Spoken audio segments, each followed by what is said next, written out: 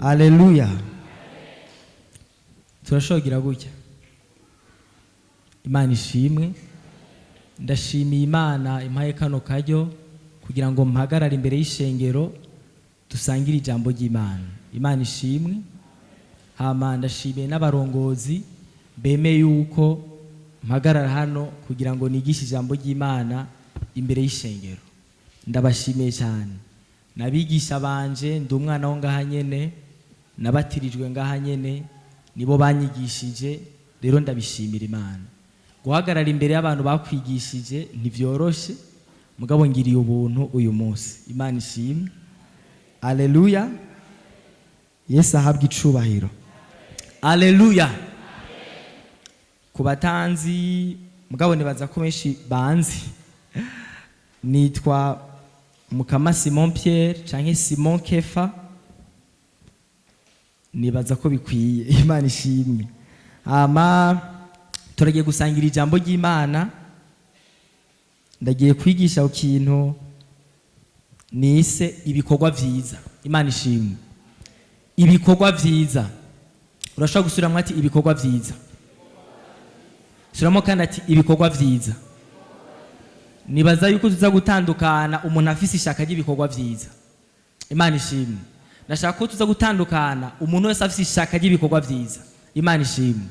Ndashaka ko tuza gutandukana umuntu yamenye yuko hari ibikorwa vyiza bimurindiriye bihari, mugabo kandi afise ishaka ryo kuja kubirangura mu izina rya Yesu Kristo.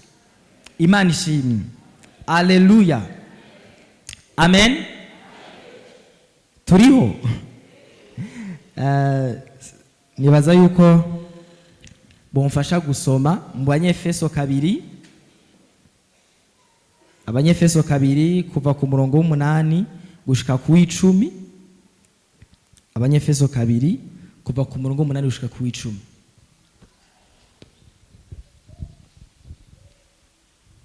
Ubuntu nibwo bwabakijije kubwo kwizera. Navyo nyene ntivyavuye kuri mwebwe, ni ingabire y'Imana. Ntivyavuye ku bikorwa kugira ngo hoye kugira uwirarira, kuko turi biremwa vyayo, twaremewe muri Kristo Yesu ngo dukore ibikorwa vyiza, ivyo Imana yateguye kera ngo tubigenderemwo. Amen. Amen. Imana yabwe icubahiro. Shime gutangura ngaho kugira ngo ntangure ku ntango kugira ngo tuze kujana. Imana yabwe icubahiro. Abavuze yuko ubuntu bw'Imana nibwo bwadukijije. Shase guhera ku ikintu cadukijije kugira ngo ntihagire umuntu aza guhava yumvira yuko ibikorwa vy'Imana arivyo bidukiza, ibikorwa vyiza arivyo bidukiza. Imana yabwe icubahiro. Shimye guhera ngaho kugira ngo dutangurire ku ntango, twibukanye ababizi, twibukanye abatabiswe, tuvyibuke yuko ibikorwa vyose vyadukije, mugabo twakijijwe n'ubuntu bw'Imana biciye mu nzira yo kwizera. Imana yabwe icubahiro. Mugabo usomye ku murongo umurongo aho n'umurongo w'8, umurongo w'9 barabanda bavuga yuko ntivyavuye ku bikorwa. Navuze ko inza kwigisha ku bikorwa vyiza, bavuga ntivyavuye ku bikorwa kugira ngo we kugira umuntu yirata, yishima ati jewe impamvu burya nakijijwe ni kubera ko hari ibikorwa kanaka nakoze, Imana ikiranshima, hama ndi mwijuru, ndi mu bwami bw'Imana, naravutse ubwa kabiri. Oya, tubona yuko ari ubuntu bw'Imana, si bikorwa. Mugabo umurongo w'10 baca baza batwereka yuko nubwo tutakijwe n'ibikorwa, twakijwe n'ubuntu bw'Imana, yuko hari ibikorwa vyiza vyaremwe muri Kristo Yesu ngo tubigenderemo. Imana ishimwe. Turiko turajana, ntitwakijwe n'ibikorwa, mugabo tumaze gukizwa hari ibikorwa biri muri Kristo Yesu Imana irindiriye ko dukora. Aleluya. Aleluya. Nitwakijijwe kubera ibikorwa vyiza, mugabo iyo dukijijwe hari ibikorwa biturindiriye kugira ngo tubikore, kandi nivyikimazi kuri twebwe, nivyikimazi ku bwami bw'Imana. Aleluya. Reka twegere imbere gato, nibaze ko turaza gutahurana. Imana ishimwe. Reka dusome mu gitabo c'Abigalatiya 6 umurongo w'10. Galatiya 6 umurongo w'10. Nuko rero iyo turonse uburyo tugirire bose neza, cane cane ab'inzu y'abizera. Amen. Aleluya. Ngo nuko rero iyo turonse uburyo tugirire bose neza, cane cane bande ab'inzu y'abizera. Aleluya. Dusome mu Baheburayo 13:16. Abaheburayo 13:16. kugira neza no kugira ubuntu ntimukabyibagire, kuko ibimazi bimeze bityo ari byo bihimbara Imana. Amen. Amen. Kugira neza no kugira ubuntu ntimukavyibagire ko imazi imeze bityo ari byo bihimbara Imana. Aleluya. Twatanguye tuvuga ko hari ibikorwa twaremewe kugira ngo tubikore muri Kristo Yesu. Ndaza gushobora kwibanda ku ruhande rumwe, sinza gushobora kuvuga byose, mugabo niyumvire ko mwe mu w'Imana arashobora kukwigisha ibirenge ibyo je no vuga. Imana ishimwe. Mwe mashobora kwigisha ibirengeye cyane ibyo je no kwigisha. Aha turumva yuko ibikorwa vyiza mu Bagalatiya, iyo turonse uburyo, iyo turonse akaryo ngo tugirire neza bose, cyane cyane abo mu nzu y'abizera. Aho ijambo ry'Imana twumvise ko hariho ibikorwa vyiza, muri ibyo bikorwa vyiza harimo no kugira neza. Ukugira neza mu bisanzwe ni ikintu cagutse, mugabo kugira neza Bibiliya kitwereka yuko ntidukorere abera gusa, abana b'Imana gusa, mugabo dukorere bose, mugabo cyane cyane abo mu nzu y'abizera. Aleluya. Hama ndiko ndavuga kubera ibi bikorwa ndashobora kuza kuhateba ngaha gatoya. Ndiko ndavuga kubera burya nagenda abwire yuko ni ibikorwa bikorwa ngaha mu ishengero, burya umuntu ariko aragira neza abera. Imana yabwo icubahiro. Ni ibikorwa dukorera ngaha mu ishengero, umuntu aba ariko aragirira neza abera. Niyo mpamvu ntera intege umuntu wese ari mu gikorwa mu ishengero. Imana ishimwe. Mugabo kandi mpamagara n'umuntu wese atari mu gikorwa kucinjiramo. Aleluya. Kuko mu nyuma turaza kubona yuko hari inyungu. Kandi ngaha mu gitabo c'Abaheburayo twabonye yuko ngo nibimazi. Imana ishimwe. Usomye nga ku murongo wa 16 tuvuga yuko kugira ngo ibimazi bimeze bityo ngo ari byo bihimbara Imana. Gukorera abantu nikimazi umuntu aba ari karatanga. Nonga hamwishengero ibikorwa umuntu ashobora gukora, protokole n'umwinginzi ariko arigisha abana cyangwa ibindi byose bitandukanye. Nagenda babwire yuko no mwishengero ibi bikorwa dukora burya ni bikorwa vyiza nyene. Imana ishimwe. Biri mu bikorwa vyiza wateguriwe muri Kristo Yesu ngo ubikore. Ni impande zibiri, tugira neza bose. Hari uruhande gugira neza abo mu nzu y'Imana bera, mugabo ndo dugira neza n'abandi bantu bose bo hanze. Rero mu ruhande gugira neza abera nivyo umuntu ashobora kuba gufasha umuntu mu buryo butandukanye, mu buryo bwo kumufasha mu buryo bw'amafaranga canke bw'impanuro canke bw'amasengesho cyangwa ikindi kintu cyose gitandukanye. Mugabo tumenye neza yuko kuvuga kugira neza bose turonse uburyo nuko ukuntu tuza tugakoreranira ngaha mu ishengero birimwo. Imana ishimwe. Twebwe rero nk'abera duhamagarirwa gukorera abantu muri ubwo buryo bwose bubiri, aha mu ishengero mu nzu y'Imana, mugabo no hanze. Aha mu nzu y'Imana turakora ibikorwa bisanzwe ku kuntu bamwe badufasha mu gukamera, abandi muri protokole, abandi mu gukora ishengero, abandi muri sonorisation. Ibi bikorwa bitandukanye biri mu bikorwa Imana duteguriye kera ngo tubigenderemo. Ntidukwiye navyo nyene kuvyirengagiza cyangwa kubishira inyuma. Biri mu bintu biza mu bimazi bituvugira umunsi munaka. Imana ishimwe. Aleluya. Amen. Nitubisuzugure. Niyo mpamvu niko navuga yuko nimba uri umuntu uri ngaha atagikorwa ufise mu ishengero, ndagutumirira gutangura kuja mu bikorwa, urabiko gutangura kuja gukora. Kubera ko hariho inyungu, kandi haruhande yuko hari inyungu nuko mwijuru urumva hari inyungu ngaha mwisi, hari inyungu mwijuru. Mugabo kandi umenye neza yuko ni gikorwa Imana yakuremeye kera ngo ukigenderemo ukiri ngaha kwisi. Si gihamana kuba Imana yarakuzanye mu ishengero. Si gihamana kuba Imana yarakuzanye ahantu abantu baguma gukorera. Ntuneze go guma gukorera gusa, mugabo nawe menya yuko urashobora gukorera abandi, kandi nawe Imana ashaka gukorera abandi. Imana yabwo icubahiro. Amen. Ndano vuga yuko ku ruhande rw'abera turabakorera aha mu ishengero mu nzu y'Imana, mugabo kandi niko ushobora kubakorera no mu bindi bintu bitandukanye. Umuntu ashobora kumufasha mu buryo bw'amafaranga cyangwa mu buryo bw'amasengesho, mu buryo bw'impanuro, canke kujya umuntu ashobora kuba agwa umuntu akaja kumuraba. Ivyo byose ni ibikorwa vyiza Imana ateguye kera ngo tubigenderemo turi ngaha ku isi. Imana ishimwe. Urashobora kuba ufise umwanya ejo ugasanga nta mwanya ufise. Burya we nimba ico gikorwa wari ufise umwanya ugikora, gikora ugifise umwanya, kuko umusa ata mwanya uzo ufise urashobora kuzosanga waratakaje umwanya mu gihe ufise uburyo bwo kubikora. Niyo mpamvu vuga ngo mu gihe dufise uburyo bwo kubikora tugire bose neza, cyane cyane abo mu nzu y'abizera. Imana yabwicubahiro. Amen. Tuko turajana mugabo mu bari hanze y'ishengero nabo, mu bari hanze y'ishe twumvise yuko ngo mugirire neza bose, ngo cyane cyane abo mu nzu y'abizera. Abo mu nzu y'abizera mu gifaransa novuga ngo ni priorité, nibo bazi imbere y'abandi. Kubagirira neza nivyo bizi imbere y'abandi, mugabo sibo bonyene, ariko bitwereka yuko n'abandi bo hanze umuntu abagirire neza. Niki jambo ry'Imana ko ratwigisha. Mugabo kandi abo bahanze bobo hari ukungene bitandukanye, kuko urumva bobo ntibaza mwishengera umuntu abakorere, mwashobora kubakora ibindi bintu byose bishobora kubafasha mu buzima bwabo hanze. Kandi uri umwana w'Imana urumva yuko urahamagara no gukorera no kugirira neza abo hanze. Imana yabwicubahiro. Uko twako turiga ngaha bavuga ko turi umuco.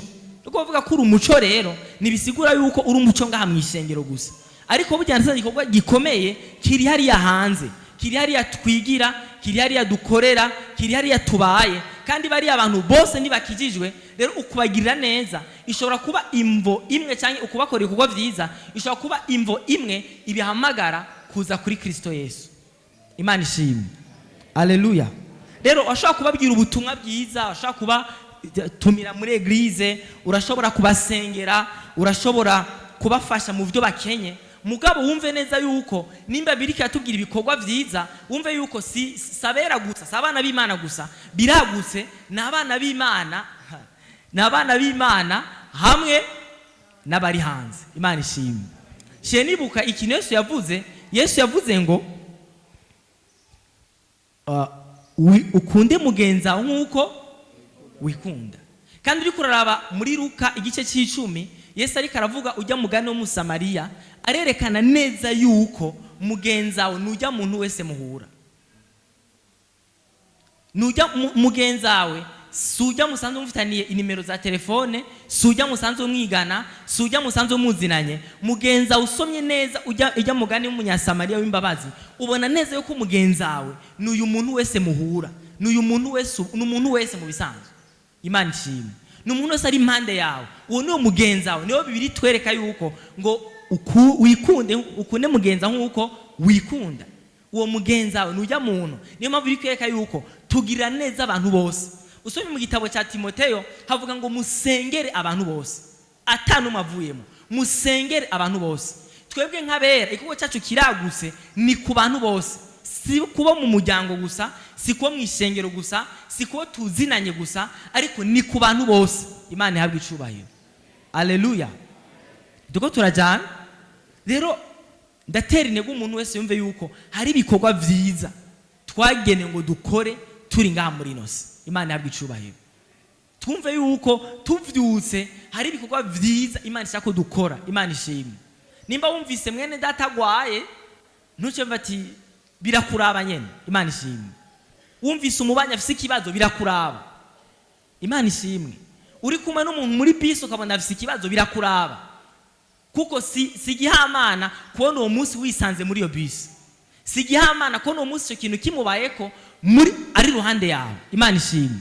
Nuko Imana hari ubwo dutegure tutazi umwanya n'isa tuzohura navyo, muga tuzosanga vyaratwandikiye mu ijuru cyangwa bikatuvugira umunsi munaka. Alleluia. Imana ihabwe icubahiro. Ikindi kintu naco nuko maze nkuhagara gatoya ku murongo w'Abahebura 13:16 haratwereka yuko ngo kugira neza no kugira ubuntu ntimukavyibagire. Bavuga kugira neza no kugira ubuntu, nshaka kuguma ndabereka yuko ukugira neza no kugira ubuntu si ku bana b'Imana gusa, si kubo tuzinanye gusa, ni ku bantu bose. Hama bashavuga yuko kuko bimaze imeze bityo ari byo bihimbara Imana. Nikimazi. Imana ishimwe. Ikimazi rero kirakuvugira. Alleluia. Amen. Ikimazi kirakuvugira. Imana ishimwe. Ndashaka yuko dutahura yuko burya si ibintu byose bizokugwaho umuntu azokwishurwa kubera asenze. Imana ishimwe. Hari ibintu bizokugwaho cyangwa uzobona inyishu utasenze kubera ikintu wakoze kanaka. Imana ishimwe. Haro n'ikintu kizokoreka kubera ko wasenze bikaca bifatana n'ico kintu. Haleluya. Imana ishimwe. Ibi ni ngombwa tubitahure kugira ngo ubuzima bwacu bwa none bworoherwe, mugabo n'ubuzima bw'abari nyuma yacu baze boroherwe. Haleluya. Amen. Ndazi turaza kumvikana. Imana ishimwe. Haleluya. Haleluya. Reka tuje muri Luka. Tuje muri Luka igice c'indwi kuva ku murongo wa mbere gushika ku 10. Turaza kumvikana mu izina rya Yesu. Haleluya. Turumvikana. Igice c'indwi kuva ku murongo wa mbere gushika ku 10. Umutwe w'amajambo uravuga ngo Yesu akiza umushumba w'umugabisha w'abasoda. Kandi ahejeje ava ayo majambo yiwe yose mu matwi y'abantu aja i Kaperinaumu. Hariyo umugabisha w'abasoda 100, umushumba wiwe akunda cane yaragwaye ari ku mfiro. Yumvise inkuru ya Yesu amutumako abashingantahe b'Abayuda kumwinginga ngo aze gukiza umushumba wiwe. Nabo bashitse aho Yesu ari baramwinginga cane bati birabereye kumugirira utyo kuko akunda ubwoko bwacu n'isinagogi yacu niwe yayitwubakiye. Yesu ajana nabo atakiri kure y'inzu wa mugabisha amutumako inshuti ziwe ati mugenzi nturinde kwigora kuko bitambereye ko winjira mu nzu yanje. Nico catumye yiyumvira ko bitamubereye niyumvira ko bitambereye ko noza aho uri, ariko vuga ijambo gusa uwo muhungu arakira, kuko nanje ndi umuntu agendera munsi y'abanganza, mfise abasoda ntwara, iyo mbari umwe ntigenda aragenda, n'uwundi ntingwino akaza. Nabarira umushumba wanje nikora iki akagikora. Yesu yumvise ivyo aramutangarira, ahindukirira ishengero rimukurikiye ati ndababwire sinari bwabone ukwizera kungana gutyo no mu Bisirayeli. Abatumwe basubiye mu nzu basanga wa mushumba akomeye. Amen. Amen. Imana ishimwe. Aha ikintu nshaka gukuramwo ni iki gitangaza uyu mugabisha w'abasoda 100 yaronse kuri Yesu. Imana ishimwe. Mu bisanzwe uyu mugabo ntiyari umuyuda, yari umuroma. Ariko nubwo yari umuyuda, aho ku murongo 5 baratwereka yuko mambe nubwo atari umuyuda yarakunda ubwoko bw'Abayuda, mugabo kandi yari yarawubakiye n'isinagogi aho nyene yakorera. Imana ishimwe. Haleluya. Hama umunsi umwe umushumba wiwe yakunda cyane aragwara ashika ku mfiro. Muravyumva? Hama ikintu cyabaye niki? Nuko siwe yigiriye kubwira Yesu, kuko nawe nyene yarumva nyene yuko ari umunyamahanga adashobora kwegera Yesu. Abakuru nibo bamugiriye mu kibanza ciwe, kandi mu kugenda bagiye bapresenta ico gikorwa yakoze. Imana ishimwe. Turemeranye yuko Yesu ari Imana. Turemeranye yuko Yesu ari Imana. Okay. Nimba Yesu yaremeye gukiza uyu muntu kubera ko bapresence berekanye igikorwa uyu mugabo w'umugabisha wose yari yakoze, nuko n'Imana niko rimwe na rimwe cyangwa kenshi ishobora kutwishura ifatiye ku bintu kanaka yibutse twakoze mu buzima. Imana ishimwe. Bibiliya yerekana yuko ku murongo 5 bavuga ngo kuko akunda ubwoko bwacu n'isinagogi yacu niyo twubakiye. Yari yarafashe amafaranga yiwe cyangwa isizikare y'igihugu umugabo ntabyo nzi, umugabo bavuga ko ari yubakiye isinagogi, arafata amafaranga yiwe aragenda awubakira isengero aho gusengera. Amen. Yabubakiye aho gusengera kandi bari abayuda. Hama ntiyarazi yuko umunsi umwe azohura n'ikibazo kizotuma cya kimazi yakora, cya gikorwa cyiza yakora kizoza kumuvugira umunsi umwe. Imana ishimwe. Nico cyamuvugiye. Niwibaze ngo amasengesho bagiye kumusengera kuri Yesu, ntibagiye amasengesho agaragara, bajanye amasengesho bafatanije n'ico yakoze, bice bituma Yesu akora igitangaza uwo mugabo. Imana ishimwe. Shaka ukuzana nutahure yuko amasengesho gusa hari igihe bisaba ikindi kintu kimeze nk'ikimazi imbere y'Imana. Imana ihabwe icubahiro. Alleluia. Alleluia. Sinzi yuko muzi yuko ejo Prophet Miracle abicishije ko turiko turasenga twisonzesheje, kandi usomye muri Matayo baratwereka muri 17 ndibaza baratubwira yuko hari n'abantu bigeze ko barasenda daimon umunsi umwe. Hama iyo daimon birabananira, mugabo Yesu aje arayikurayo, baramubaza none byagenze gute, habaye iki? Iyo daimon ni kugwa n'ikindi atari ugusenga bifatanije n'ugirane n'ukwisonzesha. Nako ndabereka ikimazi ngaha, mugabo ndiko ndabereka yuko si misi yose ari amasengesho gusa. Hari igihe bisaba ko amasengesho ashirika ikindi kintu. Imana ishimwe. Alleluia. Hari igihe amasengesho ashirika ikindi kintu kugira ngo bigire ubushobozi, kugira ngo inyishu yawe canke agakiza kawe kaboneke. Imana ihabwe icubahiro. Alleluia. Nitume twimvira ngo tuzosenga gusa, nivyo gusenga nivyo, kandi Yesu atubwiye dusenge, mugabo hari ibintu bimwe canke hari inyishu zimwe zizoza bifatanye n'ikindi kintu gerekeje amasengesho. Amen. Reka Imana ishimwe.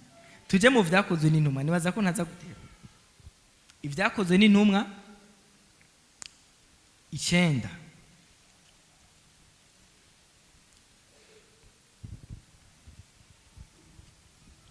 Alleluia.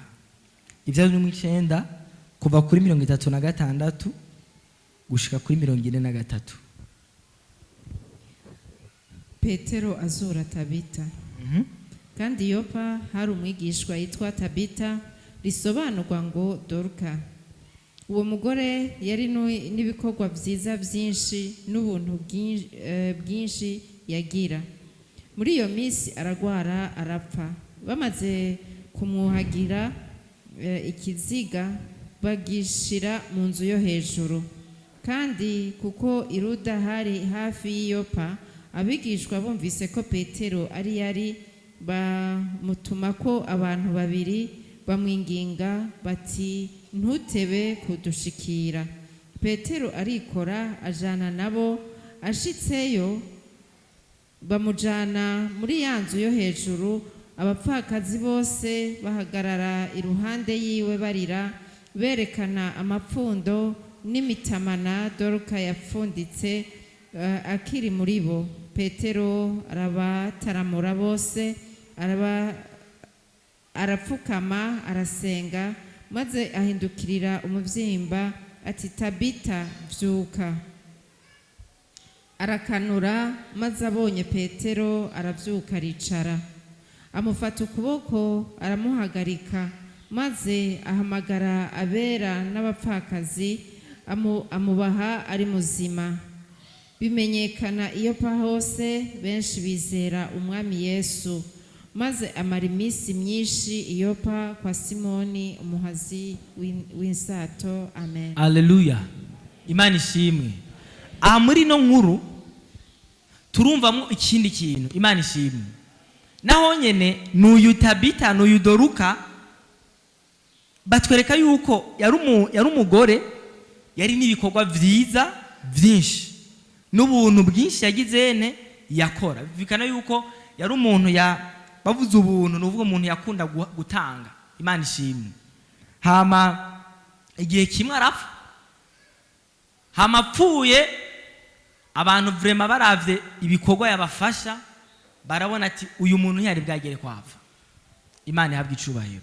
Mugabo rero nakumye niyumve none basha uyu Tabita yarafise nk'imyaka ingahe, ntibabivuga kandi bavuga ko muri abamwingingiye yuko ashobora kuba harimo umwana wiwe, navyo bavuga. Mugabo je niyumvire ko kumbure ko barakiri muto ntavyo nzi, ariko baravuga ngo uyu mugore ntiyari bwagere kwafa. Bavuze ko atari bwagere kwafa, habaye iki? Byabaye ngombwa yuko baca bahamagara Petero, araza aramuzura. Imana ishimwe. Ukuzuka kwa Tabita cyangwa kwa Doruka, nimibaze yuko yazutse kubera amasengesho ya Petero ubwa mbere na mbere. Navyo nyene birimwo, mugabo ikintu cyatumye nyamukuru azuka ni kubera ko yagira ubuntu bwinshi, kandi akaba yari afise ibikorwa byinshi, ari afise ikintu kinini yaramariye abantu bari babana mu kibano. Imana yabwe icubahiro. Usomye ngaho ku munota 9 berekana yuko Petero agishika, kandi nibatubwira ko abantu bagiye guhamagara Petero yuko abo bantu babwiye Petero ati ingo tuzurira umuntu, batubwira ko gusa bamubwiye ati ntutebe unyaruke kuza. Imana ishimwe. Hama Petero aca araza, ashitse nta kindi kintu bamusanganije, bamweretse impuzu yajishe uyu mugore, nico kintu bamweretse. Hama Petero aca bamujana ahantu aca aramuzura. Rero Tabita ikintu cyamuvugiye ni iki kimazi yari yaratanze mu gukora ibintu byinshi, mu gutanga ubuntu, mu kugira neza abantu, mu gushonera abantu. Ambere uravye burya ko bavuga abafakazi, burya kenshi ko bavuga impfuvyi n'abafakazi, akenshi bako bashaka kuvuga aboro, abantu batishoboye.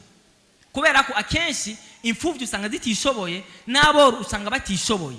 Rero niyo mpamvu n'Imana ivuga ngo ugira neza umworo abaguranye Imana. Rero Bibiliya twereka yuko uyu Tabita si ukuvuga ngo yafasha abera gusa, yafasha aboro, aba bafakazi, mugabo kandi agafasha n'abera. Iki kintu cyaciye gituma umunsi yari yapfuye Imana ikamuzwa bishiye muri Petero. Aho ndiko nashaka kwerekana yuko nagira umuntu yumvira yuko ugusenga gusa arico kintu kizotuma agakiza kiwe kaboneka. Hari ibikorwa byiza cyo kuvugira nk'ikimazi bigatuma umunsi umwe ivyawe vyuguruka. Imana yabwicubahiro. Alleluia. Imana ishimwe. Niyo mpamvu aha bavuga mu Baheburayo ko ni kimazi. Imana ishimwe. Kandi ikimazi kiravuga, ikimazi kirakuvuga ikagushikira utoshoboye gushika. Alleluia. Imana ishimwe. Rero ndiko ndagerageza kwerekana yuko amasengesho ni sawa, mugabo twumve yuko hariho n'ibikorwa byiza Imana utegekera ngo tubigenderemo, kandi ibyo kwa byiza nivyo hari impera mu ijuru. Mugabo kandi umunsi umwe ugeze ahantu mu mbobane urashobora gutabagwa kubera ivyo bikorwa wakoze ukiri ngaha muri nose. Imana ishimwe.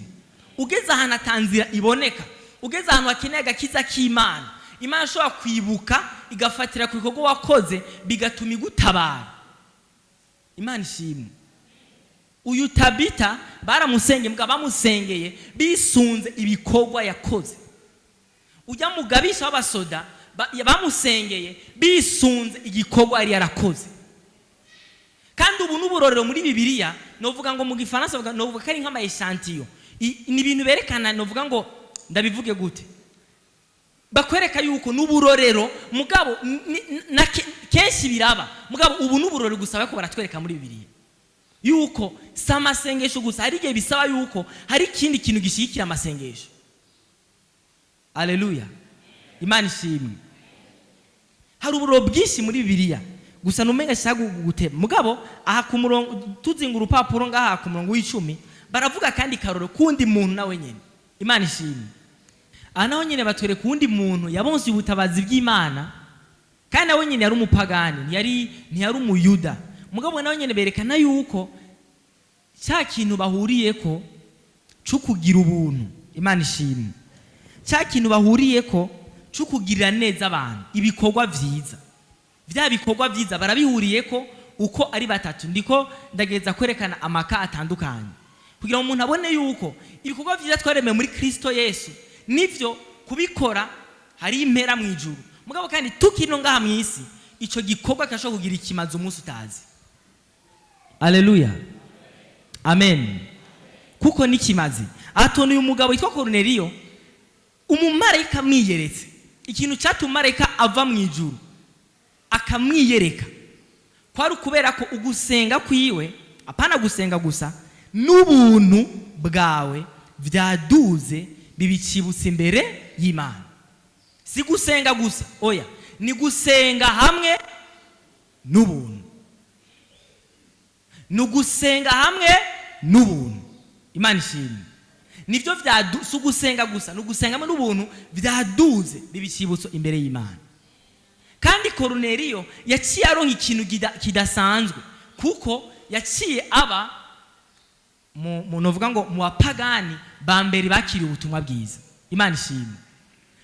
Acarakizwa, acayinjira mu bwami bw'Imana bivuye kuki? Ugusenga bifatanije n'ubuntu. Imana yabwi icubahiro. Rero jewe ikintu burya naje ukubwira nugira ngo umenye yuko ibikorwa byiza ari muri Kristo Yesu, Imana yashaka kubigenderamo, mugabo kandi no kubw'inyungu ziwawe nyene. Kuko aba bose yaba Tabita, Imana yamukuye atari gushobora kwikura. Ibintu byamukuye atari gushobora kwikura. Yaba ujya musirikare, ujya mu mwana wi, ujya mu mukozi wiwe yatabawe ivyo atari gushobora, yagira apfe. Mugabo ikintu cyamutabaye nuko ari ubuntu, nuko ari ibikorwa byiza byamuvugiye. N'uyu munsi ndiko rabwira yuko hari igihe natwebwe twisanga ariko bavuze ko yatuvugira tutabizi, tukaja twezona amasengesho yacu gusa. Mugabo ndagenda abwire yuko si misi yose twishurwa kubera amasengesho gusa. Hari igihe usenga Imana ikaca yibuka ikindi kuba cyiza wakoze igatuma wishurwa isengesho ryawe. Imana ihabwe icubahiro. Haleluya. Nagenda babwire yuko ryari nibaza ko ari kuwa mbere nari muri hajya kujya mirongo yo muri ville, hari masaha y'umugoroba, Diacre Ishara aravyibuka. Nagenda babwire yuko nakuwe novuga ngo ni Imana ishimwe, kuko Imana vraiment itabare Maramvya, uko Maramvya arakajagari kenshi ku mirongo. Imana ishimwe. Rero ntonze sinzi ukungene byagenze, mbona umuntu umva naye ntonze akajagari imbere, ndava gute Imana ndufashe ntavyonzi. Mugabo mbona umuntu ari abantu bari bicaye hasi gutya, aba mama amasaha y'izuteri amaze kugera, ndatonze hafi isaha n'inusu, mambe hafi isaha irenga ko ntabona yuko nza kuhava, umurongo utavansa. Hamanza mbona umupolisi araje ahantu twari turi, acarabaza aba mama, none ngo ndabereke umuntu abajana. Umva ndaje nenda begire ati nawe ucuza tugende. Cha turagenda, cha twereka imodoka iparisa ahantu y'irixi, cha turinjira kiratuzana. Murumva abandi twari tubasize ku murongo, kandi iyo rixi ni yaturihishije. Mugabo jewe maze kururuka haranje mu kiyumvyo, ni kubera iki mu bantu bose bari batonze, sicyo twari dutonze imbere, twari dutonze wanashaka magana inyuma. Ni kubera iki batoye jewe n'abantu twari kumwe? Ko iki batagiye ahandi hantu batumbera twebwe twari tu? Imana ishimwe. Hari ibintu bimwe umuntu ashaka kwibaza, kuko ibintu bidushikeye tumenga ni ibintu by'igihamana. Mugabo je nibaza ko muri ubuzima haro n'ibintu usanga bifatanye nukunge n'isi imwe muri kiratunganya ibintu. Imana ishimwe. Ari mwe ni igihamana, wowe usanga birafatanye, kuko wageze igihe icyumviro kiranzamo. Kuko papa wanje yarigeze ko afise imodoka, kandi yarakunda gutanga lift cyane mu kintu ndamuziko. Haranzamo ikintu nk'ubu wosanga ari kubera icyo kintu. Byaranjemo kuko naratangaye wosanga ari kubera icyo kintu nawe. Ari ibintu dukora cyangwa tubamwo tukibaza umenga ni ibintu bisanzwe, mugabo ugasanga icyo kintu umunsi umwe kizoguta abantu utazi, ahantu utibaza kikagukura aho hantu, kandi wamenga nta nzira rubona. Imana ihabwe icubahiro. Ibikorwa byiza ijambo ry'Imana twereka ko tware muri Kristo Yesu, bene data, birashobora gutabara umunsi umwe. Bibiri ivuga ngo terera injya zawe hehe ku mazi. Ni ibintu by'ukwizera nyene, none amazi kaguma atemba muzohurira he? Ariko kandi Bibiliya ikavuga nyene mu gitabo cy'umusiguzi ngo nk'uko umuntu atamenya uko amagufa y'umwana kuri mu nda ya nyina atamenya inzira y'umuyaga, niko atamuntu amenya igikorwa cy'isumba byose. Ukungena Imana ikora nta muntu abimenya. Urashobora gukora icyiza, igikorwa cyiza ugikorera ngaha mu Burundi, hama wajya muri Canada ikagusangayo. ni iby'imwemu, si ibintu biboneka gusa, ni ibintu by'imwemu. Sima kuba gikoreye umuntu muzinanye, oya. Haleluya. Imana ihabwe icubahiro. Nagenda ubwire ko ibikorwa byiza bizogukura ahantu ushoboye kwikura. Bizokura ahantu ushoboye kwikura, ahantu atanzira wabona, Imana igacinzira ko yibutse igikorwa cyiza kimwe wigeze ko warakoze. Ugasanga Imana iributse ukungene wahora uza uje gutegura ngaha warushe n'amaguru canke muri igwagondo, ikacivuga ati uyu muntu amugiriye neza. Ugasanga Imana iributse ukungene waza gukoropa ngaha, Imana ikacivuga ati uyu muntu amugiriye neza. Ugasanga Imana iributse ukungene wafashije umuntu umunsi umwe, ikavuga umuntu ndamugire neza. Imana yabwe icubahiro. Ibintu dukora byiza nagenda nabwiye kubira dukorera umunsi umwe tutazi, tuzohura navyo umunsi umwe tutazi. Tubikore gusa mu rukundo tunezerewe. Imana ihabwe icubahiro. Umunsi umwe kenshi imeni tuzona bimenya yuko ari ivy'Imana yakoresheje, nta nivyo tuzomenya, mugabo umunsi umwe bizodukura ahantu tutari kwikura. Haleluya. Imana ishimwe. Kubw'umwanya mugabo n'inkuru yantuze ndazimara reka ngerageze kuyicagagura.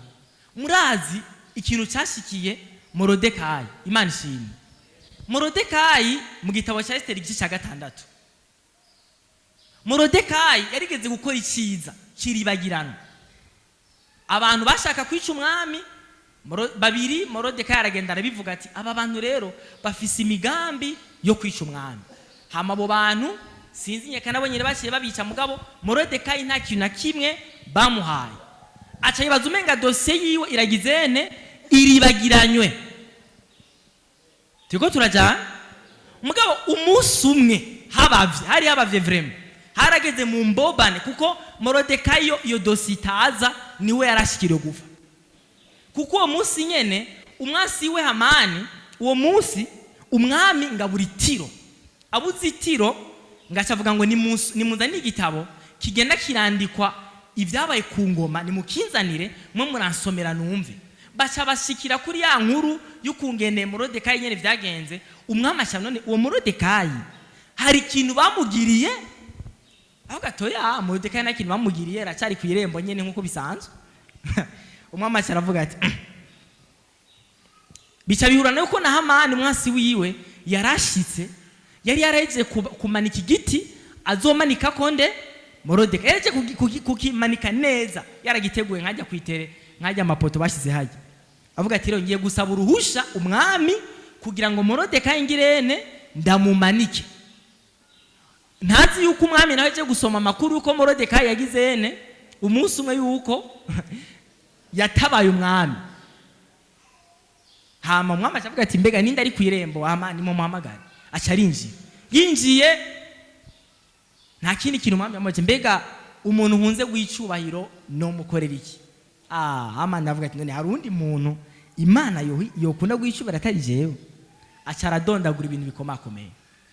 Ati uwo muntu uwo cyamwambika impuzu z'umwami. Urumva? Bo cyamwambika impuzu z'umwami. Icya kabiri bakamuha n'ifarasi umwami agenderako. Hama kandi iyo farasi bakayishira ku rugori rw'ubwami kugira ngo iyo farasi itandukane n'izindi farasi zose. Hama ikindi kintu naco bashamutembereza mu gisagara, hajya muri ville, hajya ku mabisi kumbure, agenda baravuga ngo nguyu uwo Imana ikunze gwicubahiro uko bazoza baramugirira. Kandi umuntu agiye bagende barasemerera babwira abantu bose Imana yabwe icubahiro. Murumva arabivuga hamasha burya acabwira ntuze umwami acabwira Hamani ati ivyo rero uvuze genda ubikorere Hamani, mambe Morodekayi atana kimuhajije.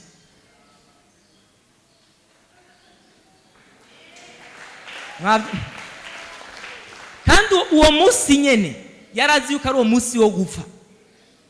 Kandi Hamani nta kindi kintu cyari kimuza kugira ngo ndamusabe, ahubwo Imana ishimwe yuko Hamani umwami yamutanze kuvuga.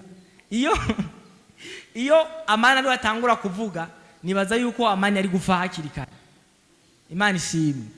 Ariko rero kintu nashaka kuvuga nuko iki ciza, igikorwa ciza Morodekayi yarakoze cyari cyaribagiranye.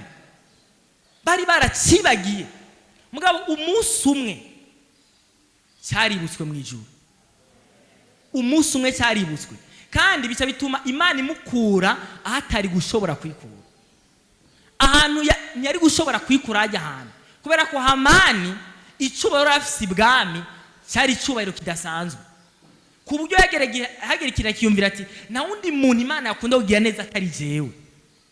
Yari akunzwe biteye ubwoba, yari umuganwa aruta abandi baganwa bose b'ibwami. Ni ukuvuga Morodekayi nta muntu ari kumuvugira aho hantu, mugabo cya kintu yakoze cyaramuvugiye. Aleluya, cyaramuvugiye. Ibikorwa byiza ijambo ry'Imana duhamagara gukora no kubamo, nagenda babwire yuko umunsi umwe kirashobora kwibukwa kikagutabarika gukura utoshoboye kwikura. Rero nitwiyumvire yuko ibintu byose ni ugusenga gusa, ari igihe gusenga kutezwa gushyigikwa n'ikindi kintu. None ahantu Morodekayi ari gusenga gute kandi atazi yuko ibintu biko biramubako? Ntiyarazi yuko hamaniswe igiti, ntiyarazi yuko Hamani agiye kubusaba yuko bamwica, ntavyo yarazi. None gusenga gute? Ariko cya kintu yakora cyari kimeze kimaze imbere y'Imana, cyaraje kiramuvugira, bituma Imana imukura ahantu atoshoboye kwikura. Imana abwicubahiro. Rero ikintu ashaka kukubwira no munsi nuko tugira ishaka ry'ibikorwa byiza. Imana ishimwe. Icyambere na mbere nuko ivyo bikorwa byiza twarabiremeye muri Kristo Yesu. Sivyo vyatumye dukizwa, muga tumaze gukizwa twarabiremeye ngo tubikore, tubigenderemo. Imana yadutegure ngo tubikore. Imana ishimwe. Rero ndiko ndagutumira, ndagutera intege ukorwa cyiza cyose igihe uronsa akaryo. Biratubwiye ngo uko muronsa akaryo mugire neza bose, cyane cyane abo mu nzu y'abizera.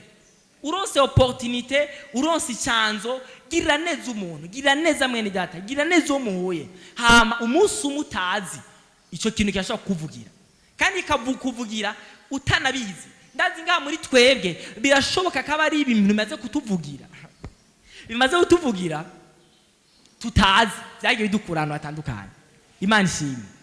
Si gusenga gusa, twumve yuko ubuzima bwacu tumaze kuja muri Kristo, twaje kubona ngaha abantu bagiye gukizwa.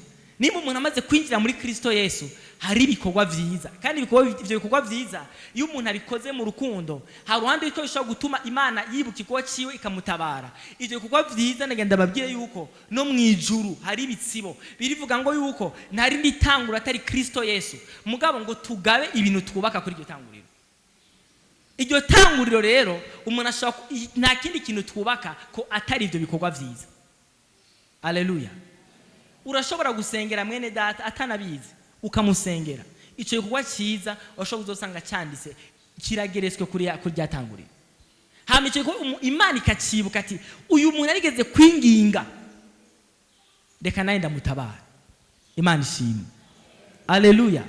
Urashobora kuja kuraba mwene data ugasanga ico kintu umunsi Imana ivuze uyu muntu yigeze kuza kuraba mwene data, reka ndamugirire ndamutabara ahantu. Imana ishimwe. Avuga ati umuntu yigeze kwita ibikorwa rusanga umunsi umwe babitumyeko. Imana ishimwe. Reka ndamutabara. Imana ishimwe. Rero ikintu ashaka kuvuga kandi ndahejeje nuko ari ibikorwa byiza muri Kristo Yesu, kandi ko ivyo bikorwa byiza ni bimazi bituvugira imbere y'Imana, kandi yuko umunsi umwe utazi kumbure ishobora kuba vyarabaye warataba kubera ikintu wakoze. Imana ishimwe. Mugabo kandi yuko umunsi umwe gishobora kuvugira ahantu utazi, udashobora kwikura mu buryo utazi, kubera ko Imana ntawe umenya ukuntu ikora. Mwarahezagiwe cyane.